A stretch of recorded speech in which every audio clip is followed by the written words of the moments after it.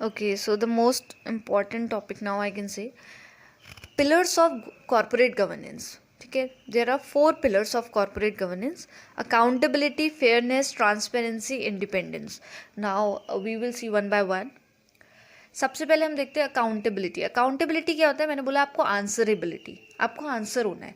कौन किसको आंसर होगा? देखो, आप एक मैनेजमेंट की हायरार्की माइंड में डेवलप करो. ठीक है, ब्रॉडली क्लासीफाई करें तो वो क्या है? Lower level, middle level and top level. तो जितना भी लोअर या मिडिल लेवल मैनेजमेंट है वो किसको आंसरेबल होना चाहिए? टॉप लेवल को, कि ऐसे वर्किंग चल रही है, यू फंक्शनिंग हो रही है. और अगेन वो जो आपका टॉप लेवल है वो किसको फिर आंसरेबल होगा? आपके शेयर होल्डर्स को. तो एक आंसरेबिलिटी होनी चाहिए, अकाउंटेबल होनी चाहिए, फेयरनेस होनी चाहिए कि जितने भी शेयर होल्डर्स हैं उनके राइट्स उनको मिले. और चाहे अगर हमारे माइनॉरिटीज़ भी हैं शेयर होल्डर्स में, किसी के पास उतनी अब होल्डिंग नहीं है हमारे शेयर्स की, तो भी उसको हम लॉज या उसके राइट से डिप्राइव ना करें, उसको जो राइट मिलने हैं वो प्रोवाइड करें. साथ ही अगर कहीं पर भी वायलेट होते हैं कोई भी राइट्स, कोई भी लॉज, तो उसके लिए एक प्रॉपर रिड्रेसल मशीनरी भी हमारे पास होनी चाहिए. Now transparency. ट्रांसपेरेंसी का मतलब क्या है? आपको हर चीज़ ट्रांसपेरेंट रखनी है. सबसे इंपॉर्टेंट ये कौन से कंटेक्स्ट में आती है? जब हम फाइनेंशियल सिचुएशन या परफॉर्मेंस की बात करते हैं, राइट. जितने भी आपके फाइनेंशियल अकाउंट्स हैं आपको वो अपने शेयर होल्डर्स, स्टेक होल्डर्स को प्रॉपर शो करने चाहिए. ठीक है, टाइम पे शो करने चाहिए. तभी एनुअली बनते हैं, क्वार्टरली या सेमी एनुअल भी बनते हैं. तो आपको ये प्रॉपर बनाने हैं मटेरियल्स, आपको प्रॉपर डिस्क्लोज करना है, आपको हर चीज़ बतानी है, अपने ओनरशिप, अपनी परफॉर्मेंस, अपने फाइनेंशियल सिचुएशन के बारे में. Next one is independence. Independence का मतलब यही होता है कि बायसनेस फ्री रखने के लिए. आपने ये जब आप आगे भी पढ़ेंगे, आपके क्या होते हैं, एक कंपनी बहुत सारे लोगों से मिलके बनी होती है. A business is I can say association of so many people, right. तो आपको क्या करना है कि किसी का भी इंटरेस्ट कॉन्फ्लिक्ट ना हो, आपको ये अश्योर करना है. उसके साथ साथ हम क्या करते हैं, आप जब पढ़ोगे टाइप्स ऑफ डायरेक्टर्स. डायरेक्टर्स कौन होते हैं? Person selected bye share holders. Share holders ही डायरेक्टर्स को अपॉइंट करते हैं. तो शेयर टाइप्स ऑफ डायरेक्टर्स में भी आप एक पढ़ोगे, उसको हम कहते हैं इंडिपेंडेंट डायरेक्टर्स. इंडिपेंडेंट डायरेक्टर्स क्या होते हैं? बिल्कुल बायसनेस फ्री है, उसको मानते हैं. वो बायस्ड नहीं होगा क्योंकि वो मैनेजमेंट की साइड से नहीं है. ठीक है, वो शेयर होल्डर्स के साइड से नहीं है, वो एक एक्सटर्नल पार्टी है आउटसाइड से, जो जब भी अगर कोई एजीएम आप कंडक्ट करा रहे हो, जनरल मीटिंग कंडक्ट करा रहे हो, तो वो वहाँ होंगे प्रेजेंट. ठीक है, तो उनका होना भी ज़रूरी है. ये हमारे क्या है? Principles of pillar, I can say it's, ये हमारे बेसिक 4 पिलर्स हैं. ठीक है. अच्छा, अब आपका नेक्स्ट टॉपिक है एलिमेंट्स ऑफ कॉर्पोरेट गवर्नेंस. ये कुछ एलिमेंट्स है. अगर आपको एक अच्छी कॉर्पोरेट गवर्नेंस चाहिए तो like good board practices. Good board practices मतलब जो आपके टॉप लेवल की प्रैक्टिसेस है उन्हीं के बारे में मेन बात हो रही है. कि प्रॉपर हायरार्किकल स्ट्रक्चर होना चाहिए, सबको अपने रूल्स और रेगुलेशंस, उनकी ड्यूटीज़ क्लियरली डिफाइंड होनी चाहिए. उसके साथ जो आपका बोर्ड है ना, वो एक कॉम्पोजिशन होना चाहिए ऑफ मिक्स्ड स्किल्स. ऐसा नहीं कि आपने एक ही सोच का पर्सन आपने वहाँ पर को बैठा के रखा है, वो अपने अकॉर्डिंगली डिसीजन लेगा. तो कैसा होना चाहिए? आपका जो कॉम्पोजिशन होना चाहिए बोर्ड का, वो बहुत मल्टी स्किल होना चाहिए कि हर कोई हर एक डायरेक्शंस में सोच सके. Next one is your control environment. अब आपने अपनी मैनेजमेंट को कंट्रोल करना है. आप कैसे कर सकते हो? जो भी एक्टिविटीज़ वगैरह चल रही है, या तो आप इंश्योर करोगे प्रॉपर ऑडिटिंग होनी चाहिए. उसके लिए आप इंटरनल ऑडिटिंग भी करवा सकते हो, एक्सटर्नल ऑडिटिंग भी करवा सकते हो, चेकिंग इंश्योर्स कर सकते हो बार बार. तो ये सारी चीज़ें आपको करनी है. फिर आपका आता है कि transparent disclosure. Now what transparent disclosure is all about, कि आपको क्या करना है? जो हमने बताया, अपने फाइनेंशियल अकाउंट्स को शो करना है टाइमली. और इसमें आप मेन ये रखोगे कि वो क्या होने चाहिए? वेब बेस्ड डिस्क्लोज हो. ठीक है, कि हर किसी को वो प्रोवाइड हो. एक्चुअली आपको उसको पब्लिश्ड भी करवाना है अगर जर्नल्स में, तो ऐसा नहीं कि हमने उन चीज़ों में मैंने अपने अकाउंट्स को पब्लिश करवाया जिन्हें कोई पढ़ता ही नहीं.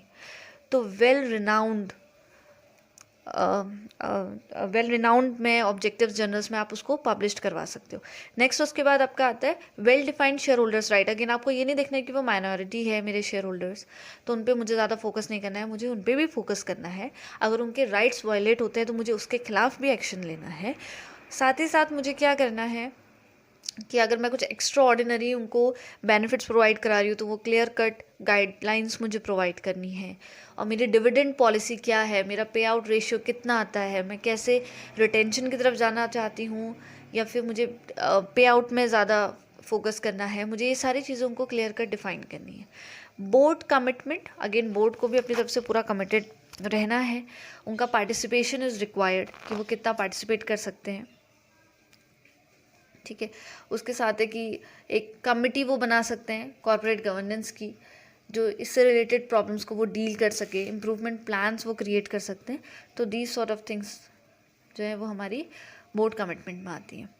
अदर एंटिटीज़ से एक चीज़ और है कि कॉर्पोरेट गवर्नेंस सिर्फ ऐसे नहीं कि पब्लिक एंटिटी ही फॉलो करे, बिजनेस के लिए ही बना है, ये प्राइवेट कंपनीज, पब्लिक कंपनीज, ठीक है, उसके अलावा और सारी चीज़ें हैं like NGOs, school, hospitals, pensions, तो हर किसी को ये फॉलो करना चाहिए। थोड़ा इंडिया में आता है, अगर इंडियन सिनेरियो हम देखते हैं कॉर्पोरेट गवर्नेंस का, तो 90s से पहले सिचुएशन स्टैग्नेंट थी, ठीक है। आपको पता है कि हमारी इकोनॉमिक रिफॉर्म्स जो हमारा बना पॉलिसी 1991 बहुत मेजर रोल प्ले किया by bringing the concept of LPG, liberalisation, privatisation and globalisation. Liberalisation में क्या करा, बहुत सारे रेस्ट्रिक्शंस को रिमूव करने लगे, उससे क्या हुआ, हमारे पास फॉरेन इन्वेस्टमेंट्स भी होने लगे, राइट। तो ये सारी चीज़ें हुई, ठीक है। और तब तक क्या था ना, इंडिया में आप सोचो 20 मिलियन शेयर होल्डर्स थे, is one of the largest emerging market in terms of market capitalisation, ठीक है, ये इंडिया की बात चल रही है। तो फिर क्या हुआ, एक शिफ्ट कैसा आया देखो, 1996 में confederation of Indian industry, again important, CII took a special initiative on corporate governance. Corporate governance में हमारे पास 1996 में CII ने बहुत इंपॉर्टेंट एस्पेक्ट मेजर लिया। The objective was to develop and to promote code for corporate governance to be adopted and followed by Indian companies. जितनी भी Indian companies है वो उसको फॉलो करेंगी, ठीक है, चाहे वो प्राइवेट सेक्टर हो, पब्लिक सेक्टर हो, बैंक्स हो, फाइनेंशियल इंस्टीट्यूशंस हो, या जितने भी टाइप के आपके कॉर्पोरेट एंटिटीज़ हैं। और इसका मेन फंक्शन क्या था कि protection of investors interest, specially the small investors, ठीक है, और ट्रांसपेरेंसी आपकी प्रमोट रहे एक बिजनेस में, ये इसका ऑब्जेक्टिव होता था। सबसे देखिए एक इम्पॉर्टेंट रोल इसमें आता है securities exchange board of India, SEBI। क्यों आता है, हम बार बार कह रहे हैं वेल्थ मैक्सिमाइजेशन में फोकस करो। वेल्थ मैक्सिमाइजेशन मैंने आपको बताया शेयर होल्डर्स की वेल्थ की वैल्यू को इंक्रीज़ करना है, ठीक है। तो शेयर होल्डर्स टर्म आया, शेयर होल्डर्स आया, मतलब शेयर्स में कहीं ना कहीं डीलिंग हो रही है, और ये सब कहाँ होता है, आपको उसको कौन एज अ वॉच डॉग, कौन इस पर नज़र रखता है, जो भी आप शेयर्स का ट्रांजैक्शन करते हो शेयर मार्केट में, securities and exchange board of India, ठीक है। तो SEBI ने क्या करा, announce strict corporate governance norms for publicly listed companies in India. जो भी पब्लिकली लिस्टेड कंपनीज हैं उसके लिए स्ट्रिक्ट नॉर्म्स प्रोवाइड किए गए। इंडिया जब हमारी 1991 में लिबरलाइज्ड हुई, in order to achieve the full potential of liberalization and huge enable the Indian stock market to attract huge investments from FIIs, ठीक है, इनको भी हमको इंटरेक्ट करना था, FDIs के साथ साथ FIIs। So it was necessary to introduce a series of stock market reforms, क्योंकि अब देखो बाहर के लोग इन्वेस्ट करने वाले थे, तो रिफॉर्म्स की ज़रूरत थी, ठीक है। हमको पता ही है 1988 में SEBI इस्टेब्लिश हो चुका था, फुल फ्लैश पावर उसको 1992 में मिली थी एक ऑटोनोमस बॉडी के रूप में।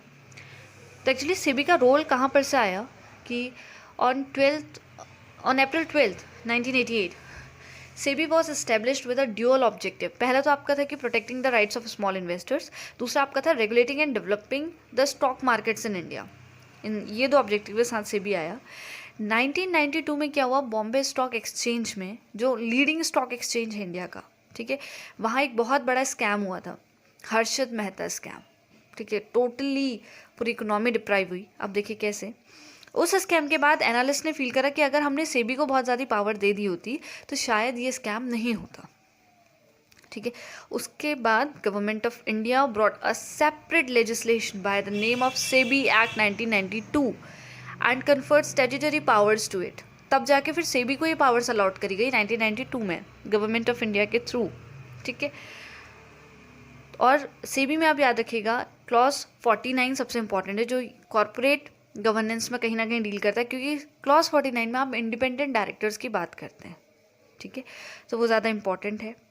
फिर धीरे धीरे इसमें चेंजेस होते रहे, ठीक है, अमेंडमेंट्स होते रहे, तो इस तरीके से SEBI ने भी कंट्रीब्यूट किया।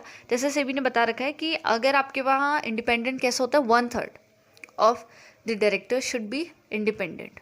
फिर चाहे आप उसमें अपने वुमेन डायरेक्टर इन्वॉल्व कराए, गुड, ठीक है, आपके एग्जीक्यूटिव है, नॉन एग्जीक्यूटिव है, डजेंट मेकर, लेकिन आपका एक उसमें इंडिपेंडेंट डायरेक्टर होना ही चाहिए, ठीक है। बहुत सारी चीज़ें, कुछ रिफॉर्म्स बताए, कैसे इंटरनल ऑडिटर्स, क्या क्या वीकनेस है हमारे इंटरनल कंट्रोल्स के, रिस्क मैनेजमेंट कैसा होना चाहिए, ये सारी चीज़ें ऑडिट कमेटी के थ्रू भी बताई गई हैं। एक विसल ब्लोअर की पॉलिसी बताई। देखो विसल ब्लोइंग क्या होता है कि अगर आपको लग रहा है आपके ऑर्गेनाइजेशन में कुछ चीज़ गलत हो रही है, तो आप क्या कर सकते हो, अपने एम्प्लॉयज़ को, ठीक है, कम्युनिकेट कर सकते हो, कोई भी पर्सन, कि यहाँ कुछ अनफेयर हो रहा है। उसको हम कहते हैं, ये एक अलार्म की तरह यूज़ होता है, ठीक है, अलार्म भी हम इसको कह सकते हैं। तो विसल ब्लोअर पॉलिसी का भी ऑप्टिमाइजेशन हुआ उस टाइम पे, ठीक है, उसको भी यूज़ किया गया। तो अगर हम नॉर्मल देखें, कंक्लूजन अगर हम आते हैं, पहले नहीं था इंडिया में, एक स्टैग्नेंट था, ठीक है। फिर हमारी एलपीजी की पॉलिसी के बाद बहुत ज़्यादा बूस्टअप हुआ, और इंडिया में बिलीव मी बहुत ज़्यादा, अगर मार्केट कैपिटलाइजेशन की भी आप बात करते हो, इंडिया में स्कोप बहुत है, पॉपुलेशन है, वो भी यंगर यूथ है ज़्यादा, ठीक है। तो ये बहुत सारी चीज़ें हमारे पास। तो इसी के साथ साथ क्या होता है, कुछ स्कैम्स वगैरह भी रहते हैं।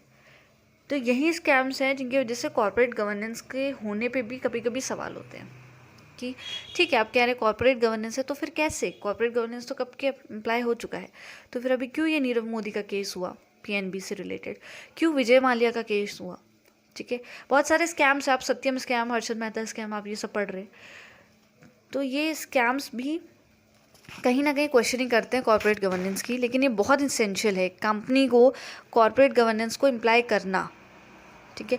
Beat public, private, any NGO, any schools, hospitals, financial institution, कोई भी कंपनी हो, उनको इसको फॉलो करना है। तो again it's a major part.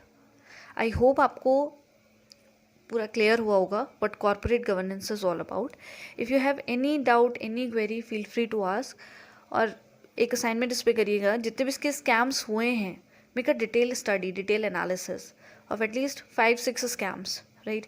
I think अभी तक 9-10 स्कैम्स तो हैं जो मोस्ट पॉपुलर हैं, तो उसमें ट्राई करिए 5 to 6 स्कैम्स आप नोटिफाई कर पाओ, ठीक है। Thank you so much.